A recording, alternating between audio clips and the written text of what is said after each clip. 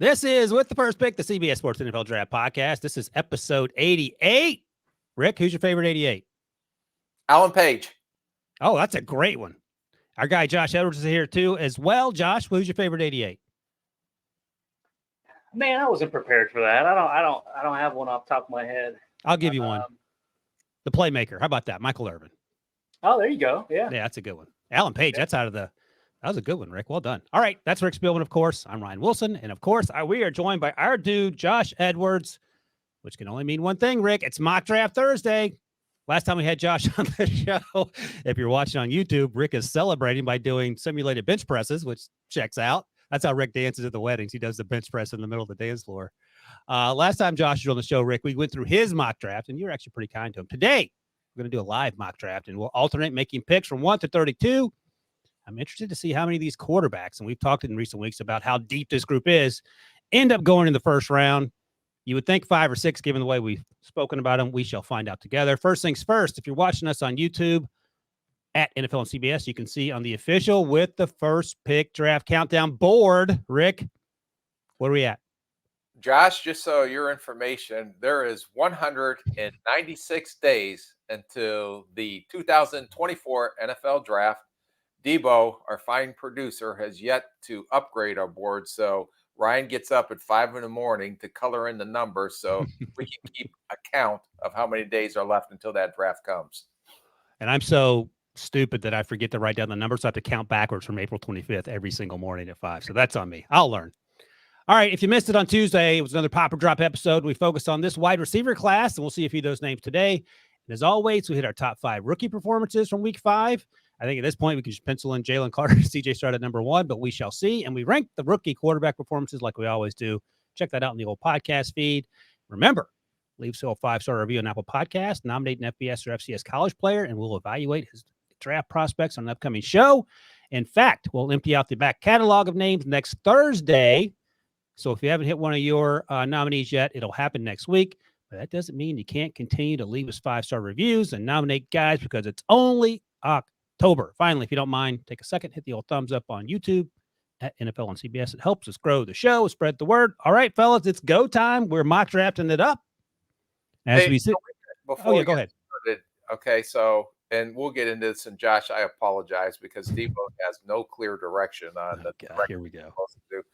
So Tuesday, just for my clarification, will be another Pop or Drop rookie report, and not until next Thursday is when we do the 5-star review on players that actually fans send in that player. So it doesn't mean that he was a 5-star high school recruit, Josh. It means that if you give us a 5-star rating and you send us the name of a player, then we will actually sit there and evaluate that player and talk about him on the air.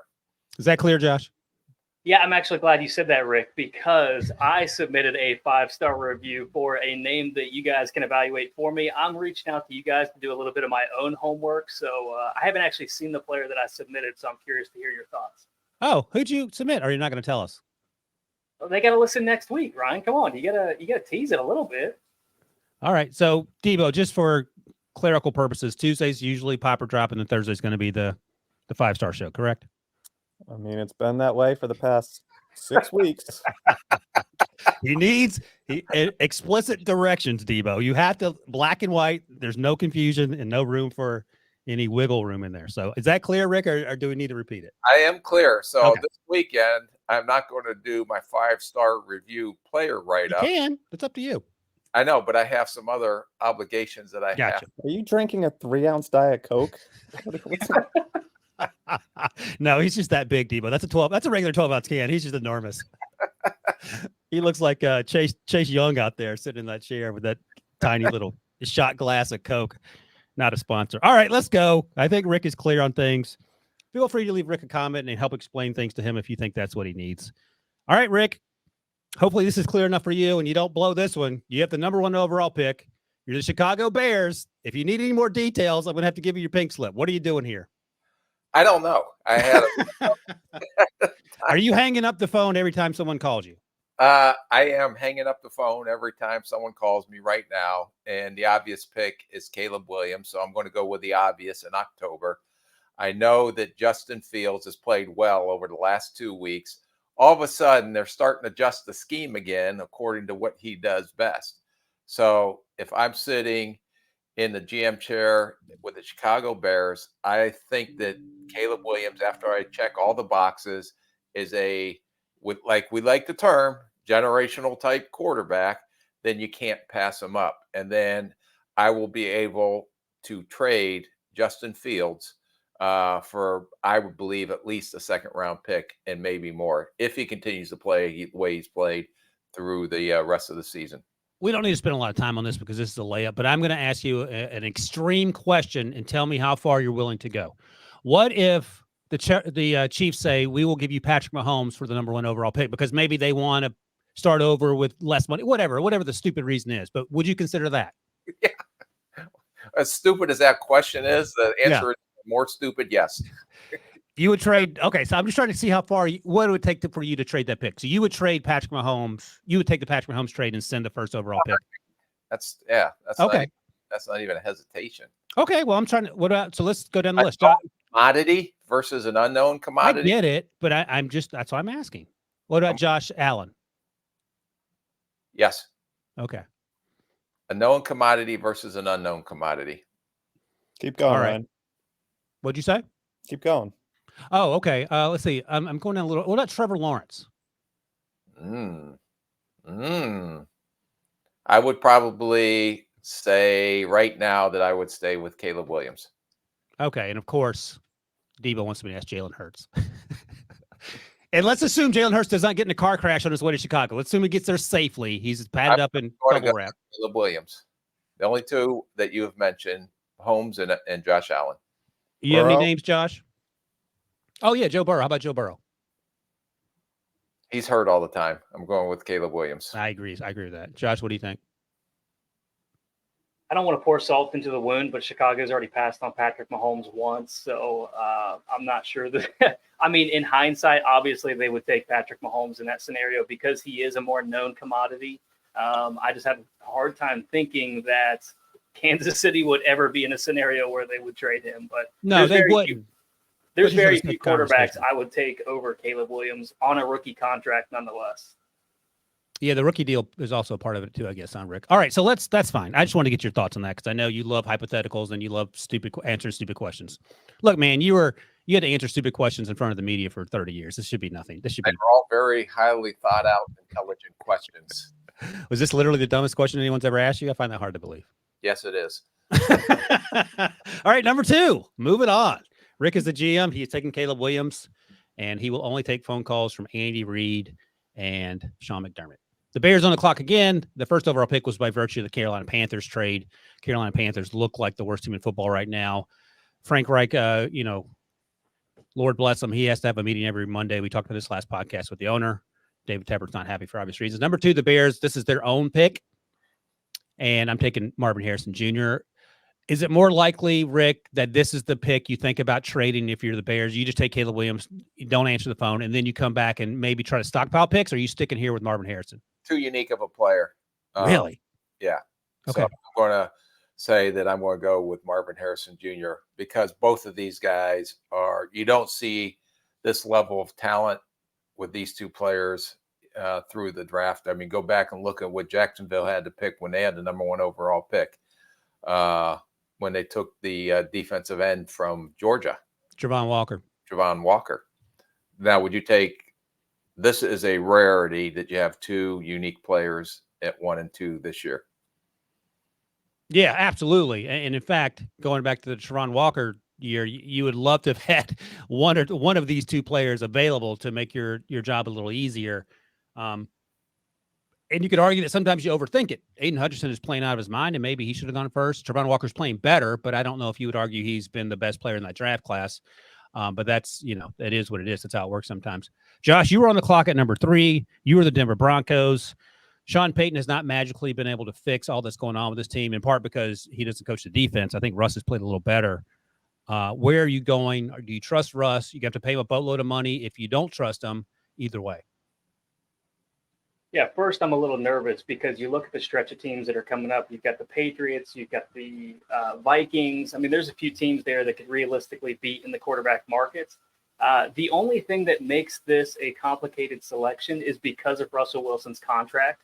Otherwise, I don't think this is a team that's going to compete in the next couple of years. So what you want to do is you want to restock your pantry here and get a quarterback like Drake May, who I think is one of the better players in this draft class. If he were in most other draft classes, he would be the top quarterback prospect, in my opinion, based on what he has shown to this point. So I'm not necessarily a believer in moving forward with a 34-year-old quarterback, especially under the state of things in Denver right now. So for me, I'm taking Drake May. I don't know how the contract situation is going to work out with Russell Wilson, but that's what I would be doing personally. Hey, Rick, I'm going to ask you another stupid question. If you're just a middle-of-the-road team, I know you hate these hypotheticals, but I'm trying to get to a point here. And everything's on the table, Russ's contract and the other player we're about to talk about here. Would you rather trade for Russ Wilson or would you rather trade for Justin Fields? I don't understand the hypothetical question. If you're just an 8-8 or 8-9 team and you need a quarterback, let's say next year you're the Patriots. You're not going to be 8-9. You'll be worse than that. And you can't get one of these top two quarterbacks, but you have an opportunity to trade for Russ or trade for Justin. Who would you prefer to have? I would take Justin. Okay. Because he's younger and he's just right now hitting the prime of his career. So you're not closing the book on Justin Fields is what you're saying. You said Justin Jefferson. Sorry, Justin Fields, the quarterback. Sorry. I'm trying to figure out where would you take a young quarterback who's unproven or an older quarterback who's maybe over the hill? If I understand what Justin Fields does well, and I can implement that into my offense, I'm taking Justin Fields. Okay. Quarterback is at that age is a lot harder to find than a 34-year-old, 35-year-old quarterback who seems to be overpaid right now. Do you think there's a scenario where Russ turns it around? Not necessarily in Denver, but are his best days behind him? I think he is a good quarterback. I think he's playing better this year. I don't know all the circumstances why. I mean, last year you can assume off of everything you read in the internet, but I would go with the younger player with the more upside. Okay, fair enough. So you're okay with Drake May here for sure. You have to take him. Yeah, you have to take him. Now you may have to sit a year, unless you're able to unload that contract. But if you trade or cut Russell Wilson, that's $62 million in dead money. I did a study on this, and over $38 million against your cap. So you are actually scraping and going down even farther into the barrel because you're going to have to make other moves to create that room just to swallow that contract. Yikes. All right. No, I think that's the right call, Josh. Drake May there. 2 quarterbacks off the board in the first 3 picks. Next up, the Vikings at number 4. They have a bunch of guys coming up. Their contracts coming up to play defensive end. DJ Wanham, Daniil Hunter, and Rick, you were going with cornerback Kool-Aid McKinstry. Well, why are you announcing it? I'm supposed to announce my pick. Oh, okay. I announced your first one. Go ahead. You announce it. How do you want to announce it so I'll know in the future? Well, I was really mad because the Broncos took Drake May, so I threw my squeeze ball against Josh was as selfish as he always is on his show. He is selfish, isn't he? Yeah, very selfish person. I would have done everything I could if I'm number 4 or number 4 spot to move up to get Drake May, knowing that there's a drop off at quarterback, knowing that Kirk Cousins is out of contract next year. And so I would have done everything in my power to make sure that I get above the Broncos. And maybe the Broncos take a ton of picks and don't go with Drake May. Yeah. But that scenario, since we're not doing trades, does not work out. I really had a tough time between taking a pass rusher, knowing that Davenport is always hurting on a 1-year deal, knowing that Daniil Hunter is on a 1-year deal, but then also knowing that Brian Flores blitzes at the highest rate in the NFL right now at almost 58% versus drop back passers. So in order to have success on defense, you have to have the guys that can cover. Right now, Booth looks like he's kind of been a bust just because of the injury. You know, they drafted Evans 2 years ago, a number 4 overall pick. They took Booth at number 2, second round. Evans was a 4th round pick. This year, they took Blackman, who I wasn't a big fan of, coming out of USC in the 3rd round. So they need corners. And the only way this defense is going to have success, you have to have the pass rushers. I can see him potentially going defensive tackle here, but there's not a defensive tackle worthy of this pick. So I went with the best corner on the board in Kool-Aid McKinstry that will fit the scheme. And then I think there's a drop off after Kool-Aid at the corner position. You okay with Kool-Aid speed? Yeah, I think he's fast enough, but he's Okay. smart, he's intelligent. If you have one knock on him, it may be the fact that he doesn't have great high number of interceptions, but he does get his hands on balls. Said the same thing about Gonzalez, and he ended up having some production on the ball in the air when he transferred from Colorado to Oregon. So I don't have any issues with that. But if you had to poke a hole, you'd wish you had more interception production, but he doesn't get targeted a lot. Yeah, and Joey Porter Jr., my guy. He can actually catch the ball when you throw it to him. One last thing on this. Are you going to try to re-up Kirk Cousins? Because Kirk says he wants to retire there, or that's going to be his last stop. He's played well. Yeah, well, if they wanted to re-up him, they would have done it last year. So my assumption is, since they didn't do anything, that they're moving after this year. Okay, all right, that's going to be fun to watch from the outside. Maybe not so fun to watch if you're a Vikings fan. At number 5, the Patriots are picking here, and this is worst case scenario for them in that they can't get a quarterback. And we've had this conversation in recent years about teams overdrafting quarterbacks in the first round, and it hasn't really happened. So maybe that's a theme that we'll see continue to play out. Maybe a team doesn't try to take another quarterback inside the top 10 after these two names that we mentioned, Caleb Williams and Drake May. We shall see. But we were all sort of surprised last year when the Patriots didn't take a tackle at all. They drafted 3 interior offensive linemen, 2 who had to start as rookies in week 1 because they're Cole Strange and Awenwu was hurt. And, I mean, look, they played the Eagles, so that's in and of itself a problem. But you don't have any outside help. So I drafted Olafashon here out of Penn State. Josh, any other direction you would have considered if you're the Patriots? No, I think offensive tackle is the most pressing need on that roster. I was surprised that they didn't address it in the previous draft. I think it's something that you can't ignore any longer. You've got to get some more protection in that room. Obviously, the quarterback room is a bit unsettled, so maybe you consider a quarterback if you love one here. But I think Fashanu is just a better prospect than what you would get at the quarterback position. You okay with this, Rick? Yeah, definitely. Hell, they Awesome. drafted a kicker in the 4th and a punter in the 6th before they even considered offense. Listen, it is wild times when you're reading on The Athletic that Robert Kraft is not averse to moving on from Bill Belichick.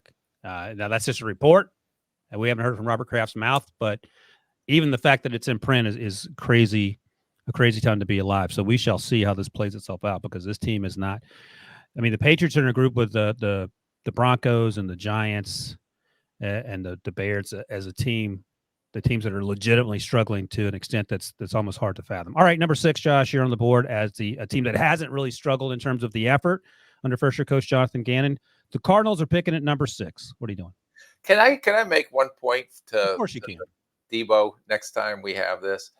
Actually, it's slot number 7, but it's really pick number 6. So if there's any way we can fix this sheet to marry up the slots and the selection, If you're listening to the show, Rick is upset by the spreadsheet format that Debo has no control over. So Debo, I would insert another column in column A that says pick number, which you have in column B, just so Rick and his brain. The column numbers are really throwing me off on this. I mean, Debo's not even going to unmute himself to respond to that.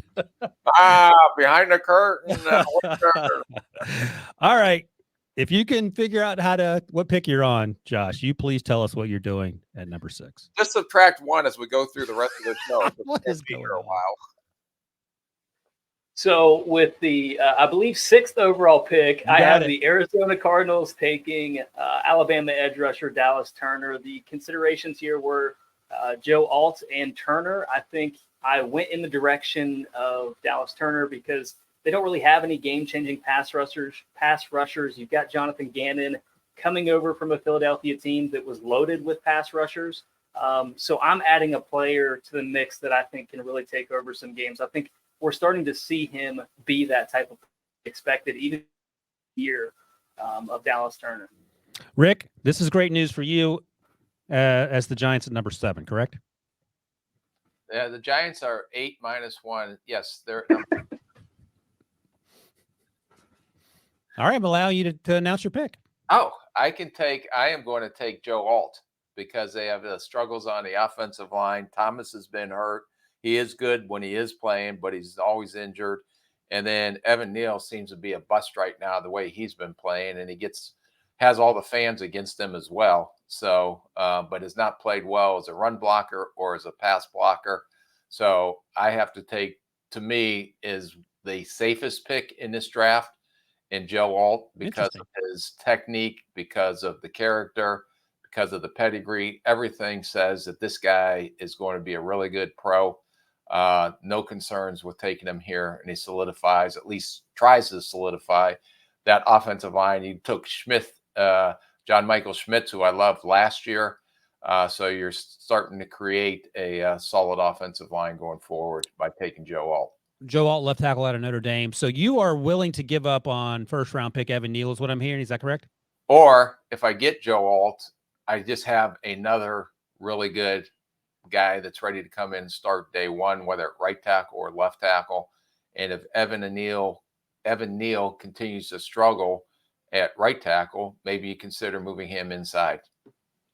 Yeah, I get it. I don't know how much guard Evan Neal has played, and you've said before that it's easier to say it out loud. It's harder to implement, especially if the player's not accustomed to it. Number one. And number two, do you feel like you sort of lost on that draft pick if you have to kick this guy inside when he's supposed to anchor the right? It was, if I remember, he wasn't a top 10 pick. Yeah. Yes. So, but it is what it is. There's no time machine, is what you're saying. All right. I'll take that as you're just taking Joe Alt. You're done with that. All right. Any consideration for a quarterback here, Rick? No. You're tied into Danny Dimes until 2025. So you have. All right. Got to make it work. Next up are the Raiders at number 8. Or if you're Rick, 9-1. And look, I know they drafted Tyree Wilson. He has not looked to be himself since that foot injury. And maybe he gets there. And sort of basically what Rick was talking about with the offensive line situation in New York. You can't just wait around. So maybe he gets there, maybe he doesn't. In the meantime, you have Max Crosby and not much else. So I'm taking Jared Verse, the edge rusher out of Florida State, to book in Max Crosby, let them continue to get after it, because Max Crosby's dominating, and give him some help when he gets double teamed, when he gets chipped, and let Jared Verse take some of that pressure on the other side there. How are you with that, Josh? Yeah, I'm okay with it. I don't think it's the biggest need that they have, but I think the larger conversation that I was going to touch on with the next pick that I'm curious to hear your thoughts. What do you see as the tier breakdowns in this class? What do you see as the top tier, and then getting into that second group and even farther down? Because that's going to be a conversation in this draft class. I feel like there's some blue chip talents up at the top, but once you get to maybe the 10-ish area where we are currently, I think you are going to have some guys with question marks. So I'm kind of curious how you guys view this draft class as of now. What do you think, Rick? It does feel like around 8, 9, 10, things start to open up and go in any number of directions. Yeah. We I like a couple of these guys down the line here a little bit better, but as far as just blue chip talent, I only think there's one more on the board that we hasn't been taken yet. All right. Well, let's keep on keeping on. The Cardinals at number 9. Announce your pick, Mr. Josh. So one of those blue chip players that I was referring to is Brock Bowers, the tight end from Georgia. I know they took Trey McBride a couple of years ago. He hasn't made any level of an impact in the pass game. I think Brock Bowers is somebody that you can split out like a Kyle Pitts and use him down the field. That's something that they drastically miss with this team right now. You've got Hollywood Brown, you've got Rondale Moore, some guys that are a little bit undersized. Yes, you've got Michael Wilson this year, but I think Brock Bowers just gives you a more explosive, more physical element down the field. And if you're bringing Kyler Murray back for another year, give him that weapon to push the ball down the field. What do you think, Rick? I love him.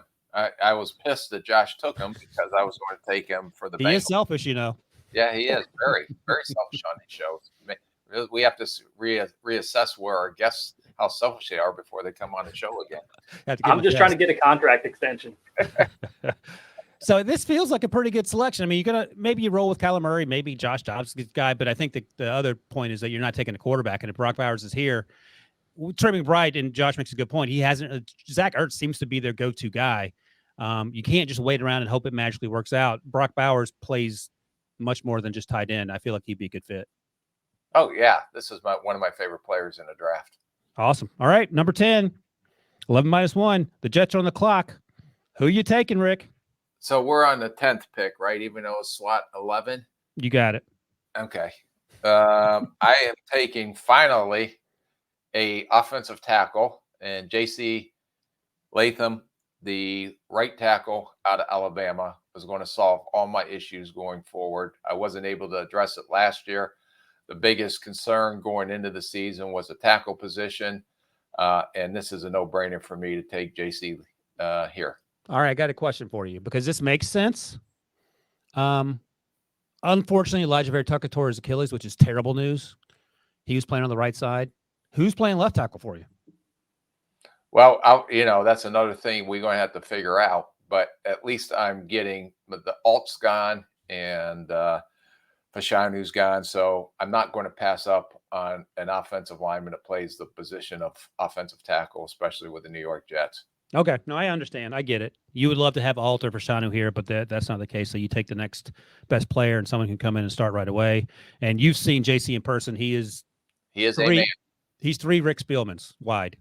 He is a man. Actually, a 12-ounce Coke does look like a 3-ounce Coke in his hand. All right.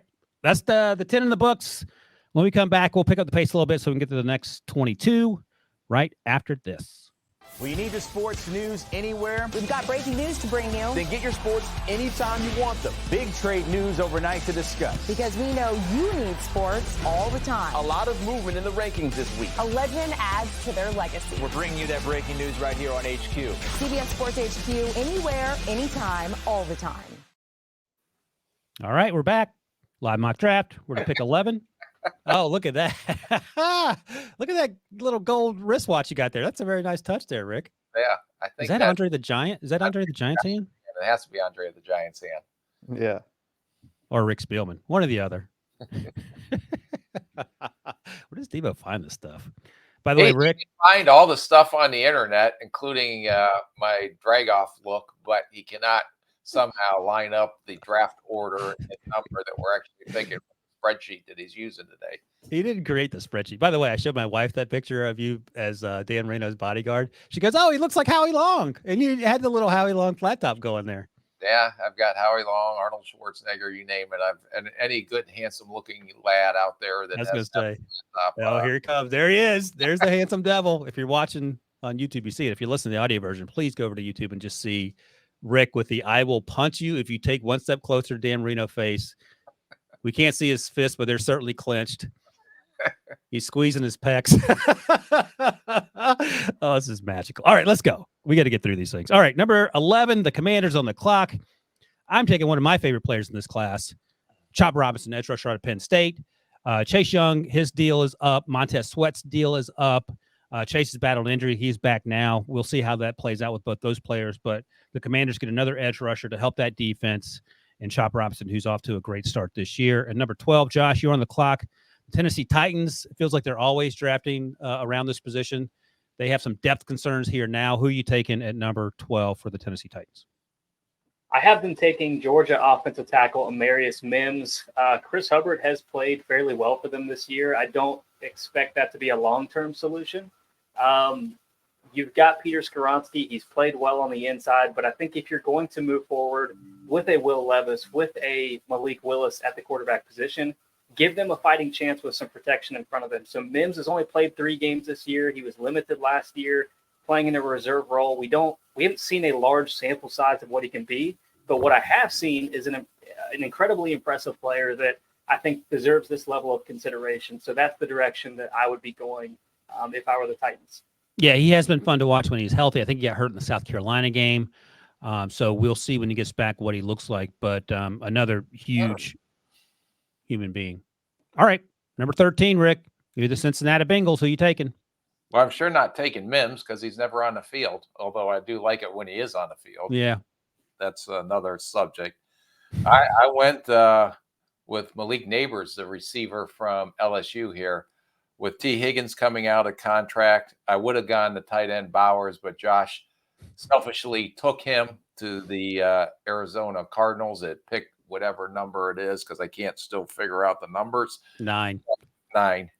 But Malik Neighbors, again, they have a history of taking receivers. That's another weapon for Joe Burrow. They don't have to pay T. Higgins. They got his replacement and Neighbors, who I think is a dynamic playmaker and having even a bigger year than he was last year. He sure is. Would you consider trading a second-round pick to move from 13 to wherever you needed to go to get Brock Bowers? No, not when Okay. I have Neighbors still on the board here. Okay. All right. I wanted to see how much you were willing to move off that. All right. Pick number 14. The Rams are on the board. And I don't want to say they're doing it with smoke and mirrors, but they're doing some pretty good things with players that maybe a lot of folks don't know their names. You know Puka Nacua, right, Rick? Yeah. Everybody's on a Puka Nacua bandwagon. But on defense, who are the cornerbacks on defense? It's I think Kelly Witherspoon. It's Kobe Durant. It's the young man who transferred from Clemson to Georgia, Darian Kendrick. So they're doing it with some dudes that maybe aren't household names. I'm going to help them out. I'm going to give them Debo's guy, cornerback Kalen King out of Penn State. He's had a strong start to his season, played well last year. We talked about it in the summer scouting series. So I'm getting more help on the defensive side of the ball. I suppose at 14, you could think about a quarterback here. Stetson Bennett. I think one of my preseason bets, Rick, was that he played at least 2 games. He ain't going to play 2 games. Stafford is doing really well. And I don't know if you want to draft a quarterback here unless you really love someone, maybe a Michael Penix, if you're truly talking yourself into him or whoever it may be. But Kalen King feels like a solid choice here. Guy can help you right away. All right, number 15, the Green Bay Packers, who are as up and down as any team in the league right now. Josh, who are you taking? So I have taking Miami safety Cameron Kitchens. When you look at Green Bay's roster, it's actually pretty well-rounded. They don't have a lot of needs except the offensive line, which we're kind of in no man's land if you're looking for offensive line right now. Quarterback still very much up in the air, but they've committed to Jordan Love for the foreseeable future. So I have them taking Kitchens, who comes in and replaces former first-round pick Darnell Savage at safety. Yeah, it's definitely a need there. Again, I don't think quarterback's on the menu here. I think Jordan Love needs more time to sort of prove himself. They have the wide receivers. They have the tight ends. They're just young and trying to figure things out. Number 16, Rick, you're the Los Angeles Chargers. And without looking at your pick, the defense has been the huge Achilles heel here. So what are you doing at 16? Yeah, I'm going with Zion. Johnny Newton, the defensive tackle out of Illinois. When you watch this scheme, they put a lot of stress on these defensive tackles to control the point, to stop the run. That helps the back end, but it hasn't helped them a lot.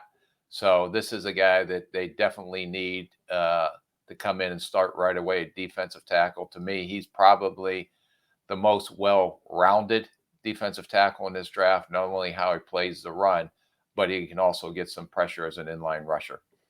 So, Josh, we were on HQ. Rick and I were yesterday, and I had Johnny Newton going in the top 10. That's too rich for you, Rick? Yes. Yeah, the problem is when Jalen Carter goes at 9, that's who you're going to compare everyone to, and that's just unfair to everyone else. Well, that's your fault for putting him in the top 10. All right. Apology accepted. What'd you say, Rick? I said, I'm sure we'll be invited back to that show after that prediction. I know, right? All right. You know what's funny, Josh? And this is my fault. On Tuesday, I noted to Devo that, Rick's kindler, gentler. And then he just exploded on Debo. And then he said, once we're inside 100 days, it's going to get worse. So I feel like he thinks Rick, it's a 196. There's still a 1 in front of that. 96. Yeah, now we're getting silly. Okay. With our predictions. All right. Well, they're going to get sillier. Number 17, the Texans are on the board. This feels like a steal here. And the funny thing is, C.J. Stroud has been so good. He is making everyone around him better. That includes Nico Collins, who hadn't really flashed until this year. Robert Woods is having a good year. John Mechie's on the field, and he's making some plays.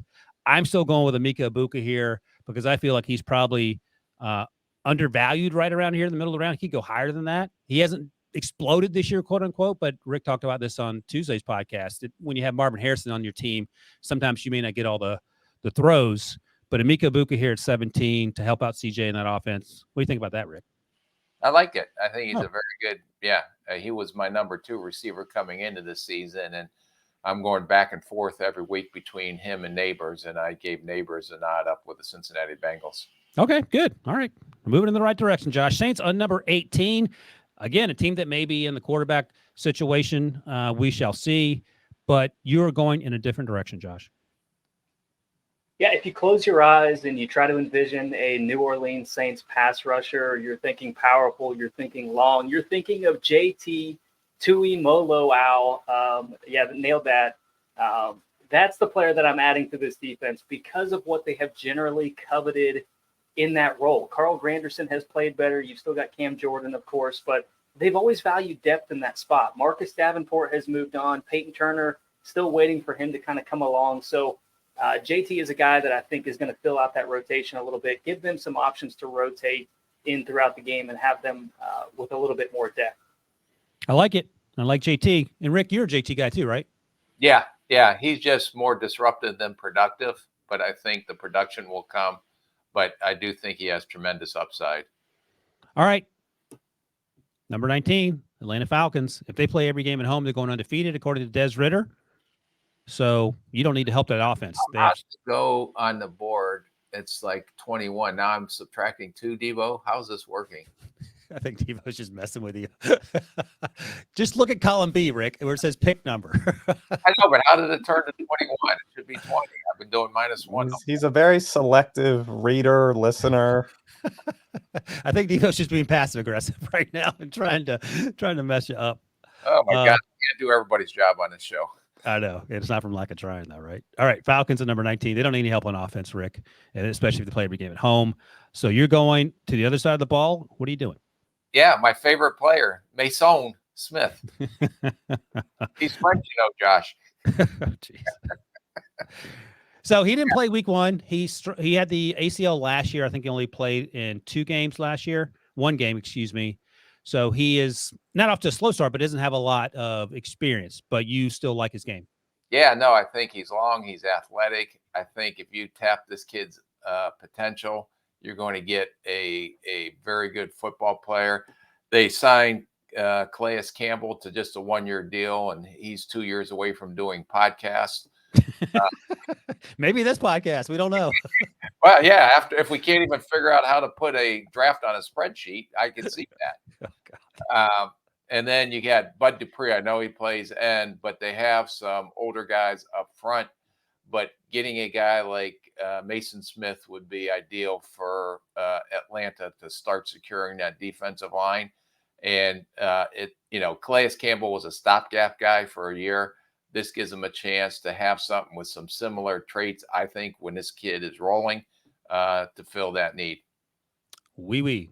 That's French, Rick, for yes, yes. All right, number 20. Did I tell you my story about I had to take a foreign language in college? Wait, you told me about going to the convenience store in Canada and the lady yelling at you because you weren't speaking French. Yeah, well, I was trying to speak French, and then she was yelling at me worse. And what happened in college? I had to take a foreign language, and so I said, well, I'll just take French. I mean, it can't be that hard. It's oui and monsieur and whatever else they say over there. Oh, yeah, that's it. That's all they say. Yeah, bon appetit. How'd that go? Well, I went to the class, and it was an advanced class, so you can take it 2 semesters in 1 semester. And I sat in that class for one time. I went back on a Thursday. It was a Tuesday and Thursday class. And after class, the professor called me up to her desk. And I'm like, wow, she must think I'm pretty good in French, pretty prolific in French. And she says, if I were you, I'd probably just drop this class, maybe go do sign language or something. So wait a second. Was it like a situation where you had to speak French in front of everyone else? Yeah, I was way behind. Yeah, I got that from her response. Yeah, well, I was still struggling with the English part, and I still am today. So she goes, yeah, no, she did honestly say that if I were you, I would drop this class and maybe go on and do sign language. You know what? I was thinking, like, maybe that was a lesson for you in terms of how to not sugarcoat it when you have to tell people that their dream is ending. Like, The way that French professor handled me, I handled everything going forward that way, just straightforward and to the point. Yeah. How many players that you had to cut did you tell them that they should take up sign language? I didn't say take up sign language, but I should say take up your degree because you're probably Oh, not going yeah. to play in the NFL. Oh, so you would be that frank with them. No, I wouldn't. I'd be nicer. I'm kind of Yeah. like, who was it? Norm on Cheers when they had to fire everybody when he was in charge of. He'd take him to the movies, take him out. Okay. All right. Well, there you go. All right, we digress. We're not here because of your French skills. Thank God. All right. Number 20, the Colts. Again, sort of like the Rams. They don't have a lot of guys that you may know that play the cornerback position. Juju Brent's our guy, my guy, not Rick's guy. He's a rookie. Almost had an interception last weekend, went through his hands. I'm sure he's sore about that. Kenny Moore's still there, but they have Darrell Baker Jr. as one of the cornerbacks. Jalen Jones out of Texas A&M as a backup there. I had him taking Nate Wiggins out of Clemson, and we talked about him over the summer. We saw it at times this year. He still needs to work on tackling people, but in terms of coverage, he is long, he is fast, he's pretty good at the catch point. But in terms of run support, that's where he needs to get better, and we'll see if that happens. But he's one of my guys I like. I would like to see that part of his game improve. But in terms of when the ball's in the air, he goes after it. So that's 1 through 20. I'm going to take a quick break, and we're going to wrap this thing up with the final 12 picks. Freddie! Surprise! Dad! What's going on with your son? Wish I knew. Got a girlfriend I've never even heard of. When I told him I wanted to spend more time with him, he said no. It's just not a good time. Have you considered that he hates you? Don't sit there! It was our Christian Lacroix pillows. So we can't sit on the couch. Not in jeans.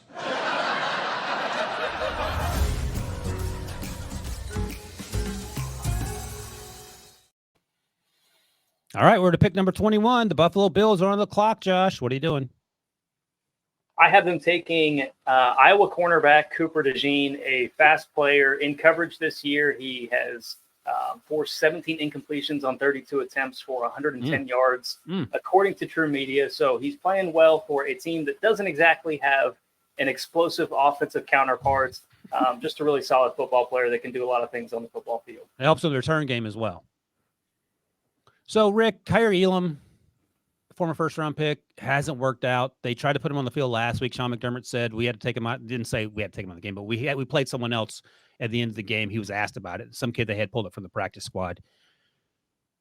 At what point, like, what are you doing? Because you need him, especially now with Trey White out. Is there anything in season you can do to get him going in the direction he needs to go in?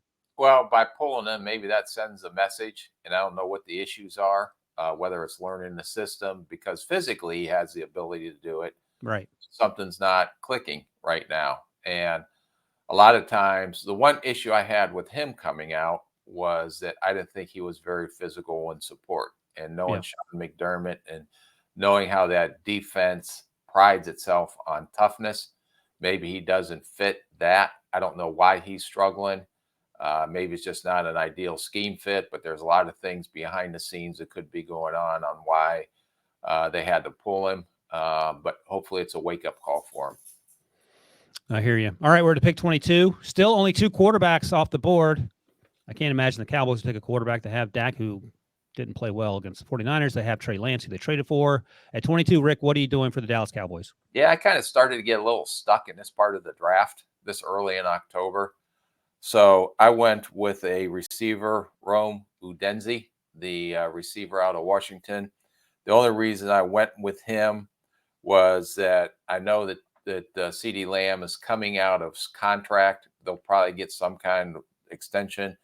Brandon Cooks, who they traded for from Tennessee, is a high contract number, but he really hasn't done anything or hasn't had an impact on that offense yet this year. And then Galloway seems like he's not the same receiver coming off that ACL he had a couple years ago. Hopefully he'll kick it in gear because they gave him a 5-year long-term extension that they can't get rid of. So I went with another playmaker on offense and went with the receiver from Washington. I love Odunze. I think he's grown on me. This summer, I wondered about his twitchiness, and maybe the fact that he's just open all the time and that Michael Penix finds him all the time. But they have three dudes on that Washington wide receiver in the Washington wide receiver room who are playing and going to get drafted. And Odunze, I think he probably finds his way into the bottom of the first round. And he's big, and he's physical, and he fits that style. And maybe it makes it easier for Dak to have someone like that you can just throw the ball to who go get it, and it doesn't have to be perfect all the time, because at times it feels like that's when Dak struggles.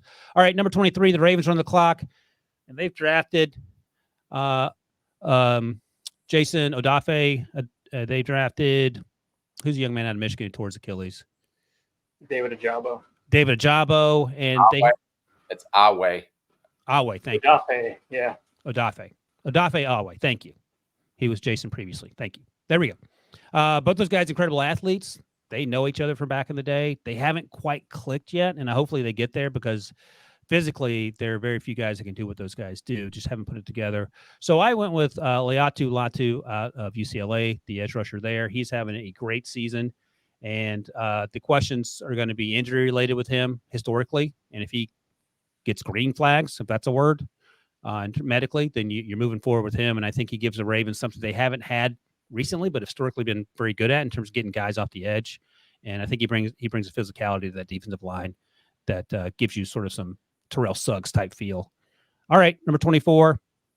This is Josh's guy, Rick, because he brought him up on his mock draft that we did on the show last month. Seahawks at 24. What are you doing there, Josh? Similar to Rick, I get to this point in the draft every single week, and I kind of struggle with who to put in there, because I think you kind of do see a drop in talent once you get into the late teens, early 20s, in that range. Once you get all those defensive tackles, edge rushers out of the way. I went with Zach Zinter, the offensive guard from Michigan. Last year, you found your bookend tackles with Charles Cross, Abe Lucas. You've got a really solid unit to build around moving forward.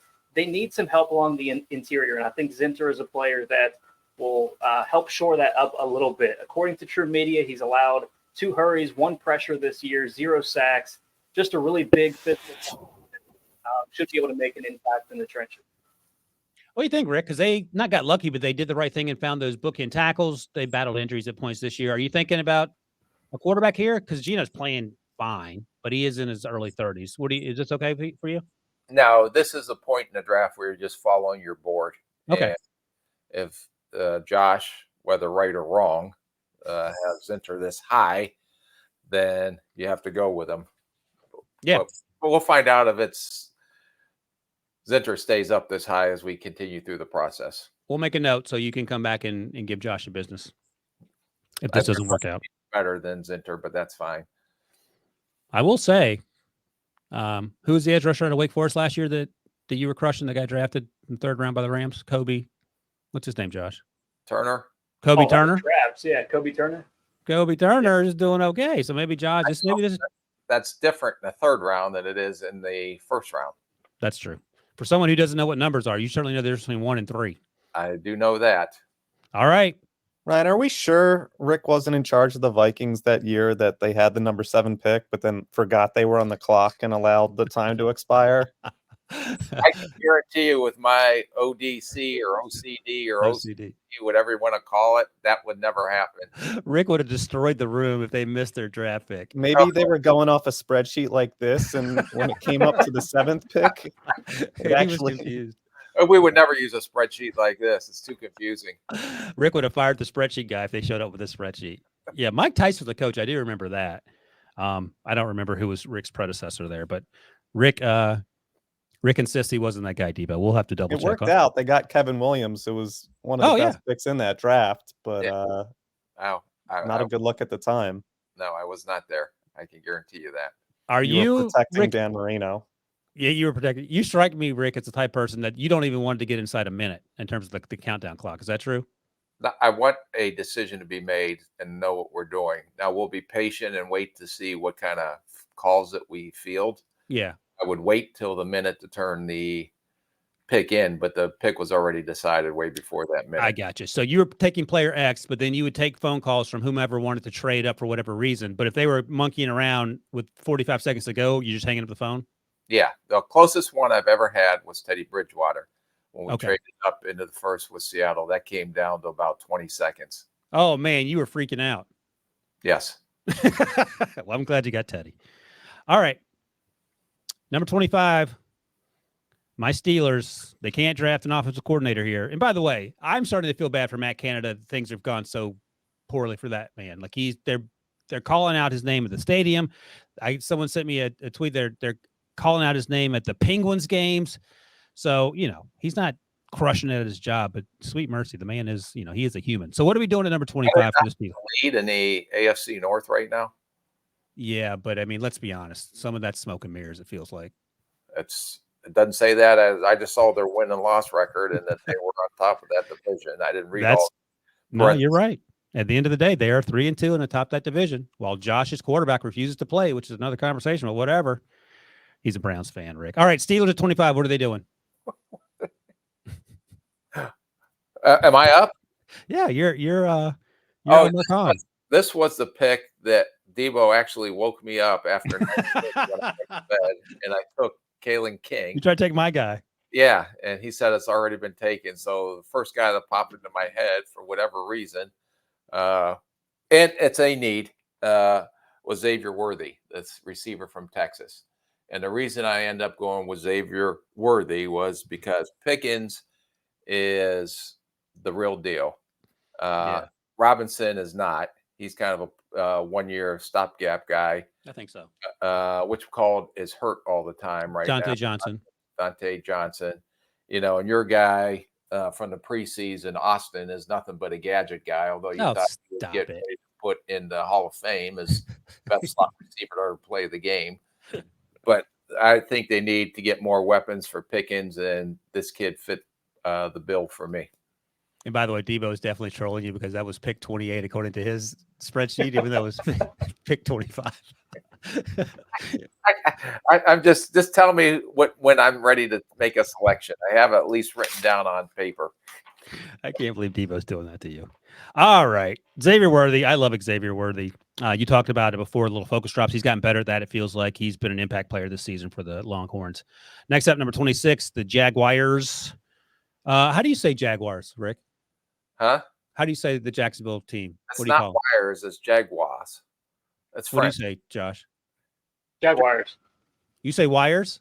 Yeah. It's not Wires. No. I can't believe this when it comes to the English language, but I agree with Rick. I say Jaguars. Jaguars phonetically it doesn't say that, but that's the thing that people do. All right. For the Jacksonville Jaguars at number 26, edge rusher Braylon Trice out of Washington. I think Josh Allen is up, and he's certainly been an impact player for them edge rush wise, but I just want to beef up that side of the ball. The offense has been in pretty good shape. Perhaps an offensive lineman here if you have one you like, but I like Braylon Trice, so that's where I went. Number 27, Buccaneers.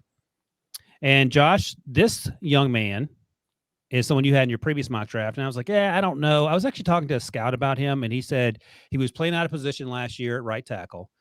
His footwork was all over the place, but he has a chance to be a really good player. So with that tease, who are you taking at 27?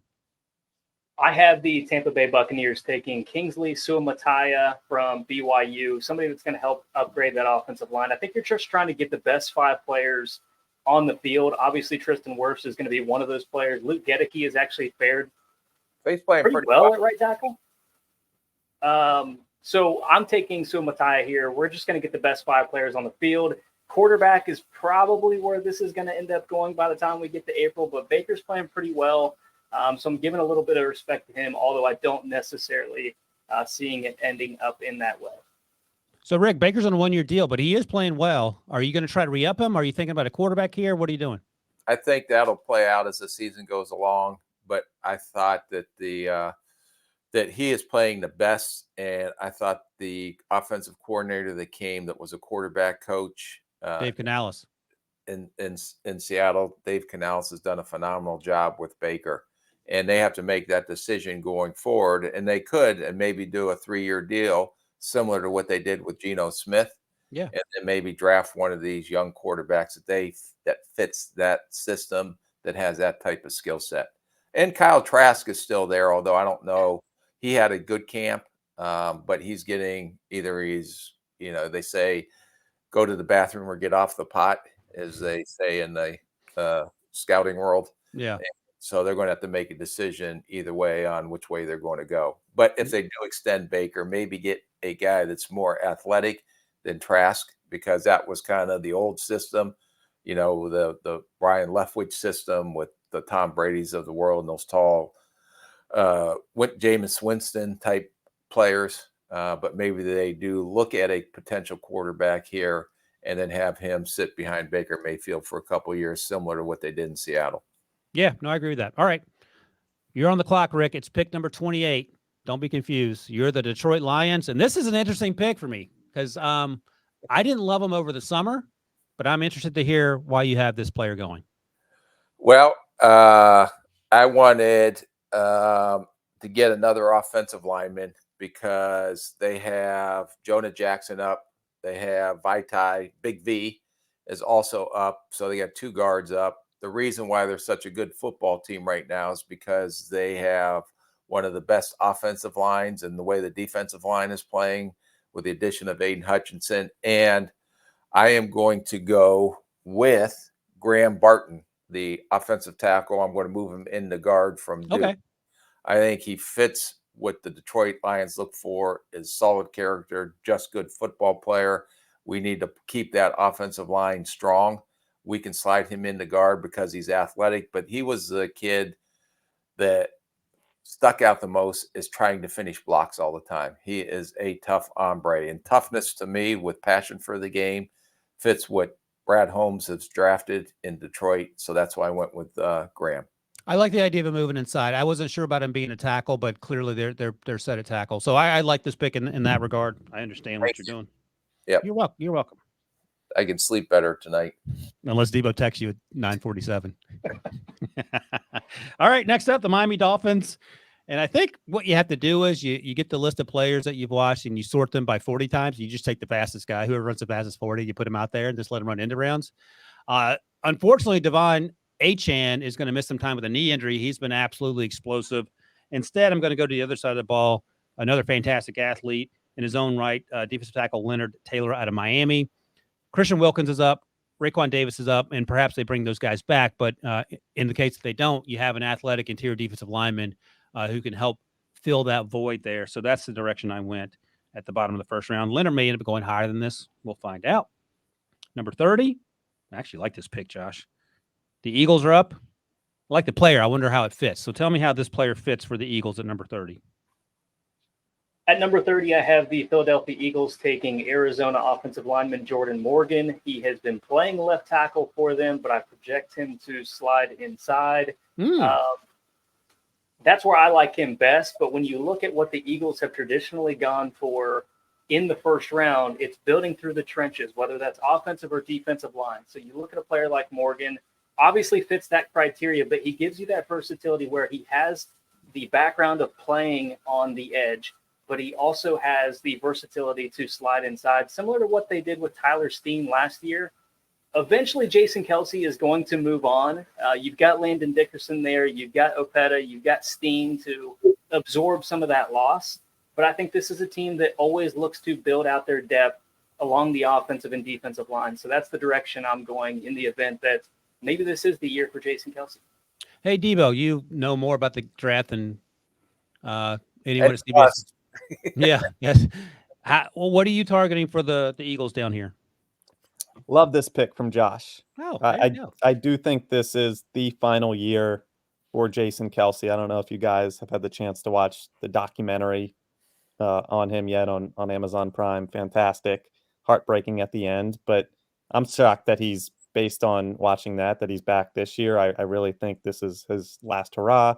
You slide Juergens over to center, and maybe Morgan's a fit right away, or Tyler Steen, like Josh said. I'm all about it. Well Lane done, Johnson's Josh. also going to be 34 next year. He's not going to play forever either.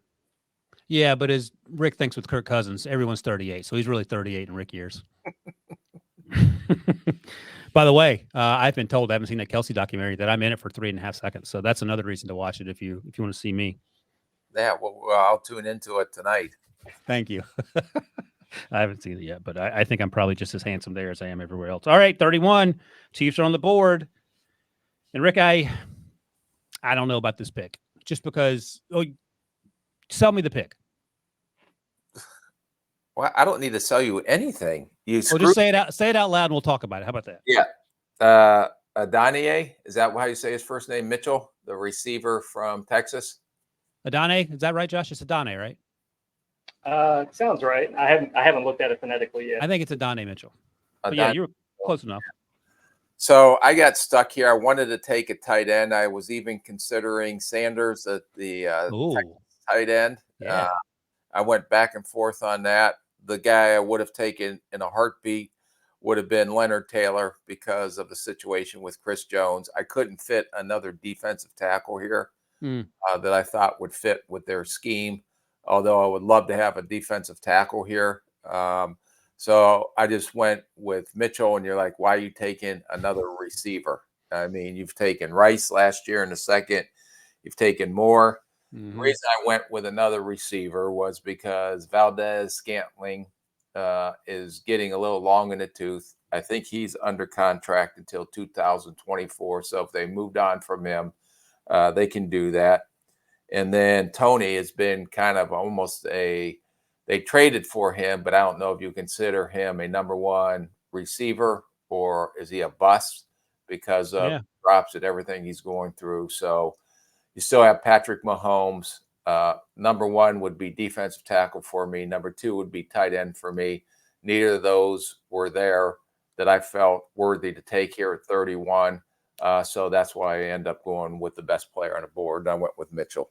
I don't hate Mitchell, the position per se. I just wonder, is Mitchell too much like Rasheed Rice? And the other question I'll just ask you this: why not Keon Coleman? I could have went with Coleman as well. And I went back and forth with a guy that may give more speed to me than Coleman. I just don't think Coleman he's a big physical receiver. I just don't know how fast he is yet. Okay, fair enough. All right, final pick in this mock draft we're doing here, number 32, the 49ers, a team that I don't know what they need. And it ain't going to be quarterbacks. Only 2 quarterbacks end up going in this mock draft. And Rick and I talked about this guy on Tuesday. And Rick didn't love him as much as I did in terms of how high I would take him. So I'm taking him here because he's going to team up with his comp in my mind, Deebo Samuel. So I'm going with Malachi Corley, wide receiver, Western Kentucky. Now, look, I could have taken Keon Coleman here as well for sure. But I love Malachi's physicality. I love the idea. You can run a slant with him, give him the ball, let him do the rest, and take some of the miles off of Deebo if that's what you want to do. Is he Deebo Samuel? No. Rick, your comp was Jonathan Mingo. So probably somewhere in between there. I know you don't like him as a first-round pick, I don't think. Rick, what do you think about him fitting with the 49ers? Yeah, he fits because of his size and his ability to run after the catch. And he is a good athlete. But you're down here, like I said, we're in October, and we're trying to find names to plug in at the end here. And so that this is all going to change as we continue through the process. But I think everybody's trying to say what's the best football player that these teams can take at this point in the draft. So I'm not going to be too critical of the selection, although I should be. But you're too tired. It's too tired. We have 196 days to go yet until 2024 NFL draft. I am exhausted. Arguing with you every Tuesday and Thursday. I know. Well, I think the trick is to wear you out. Is like we have Deebo text you at 10 p.m. the night before the show, and that way you'll be tired. That just threw my whole karma off for the rest of the day. Now I'm going to have to take at least a 20-minute nap to make up for that lost time of sleep that I did not get last night. It's everything's in an uproar around here on the island today. Josh, where are you on Malachi Corley? Well, first of all, I'll say I've got a teething child right now, so he slept with me last night. I didn't sleep at all, Rick.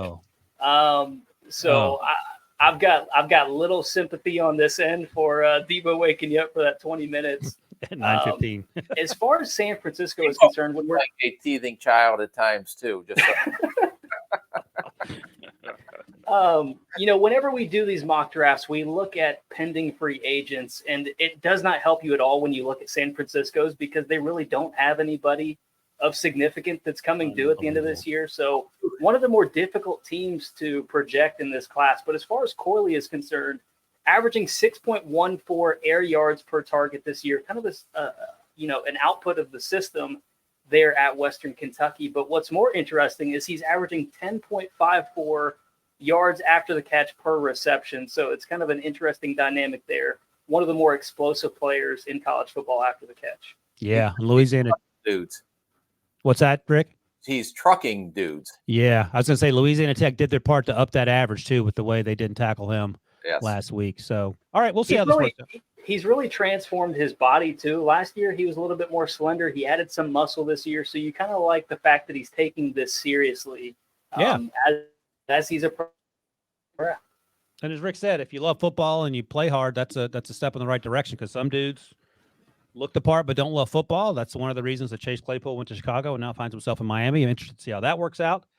But the only thing I would say, Josh, is they have Ayuk that's coming up, and Ayuk is one of their key players, and I don't know how they're going to be able to keep him, but somehow they figure out a way to manipulate the cap. But eventually that credit card is going to have to pay. So hopefully they get that Super Bowl that they're chasing, which they have the team to do that right now.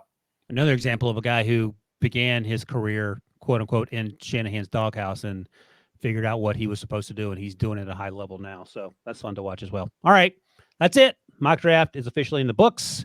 Rick survived the numbers fiasco. Next time, Debo will get that fixed, Rick. Don't you worry about it. Another number for you, episode 88 in the books, 12 away from 100.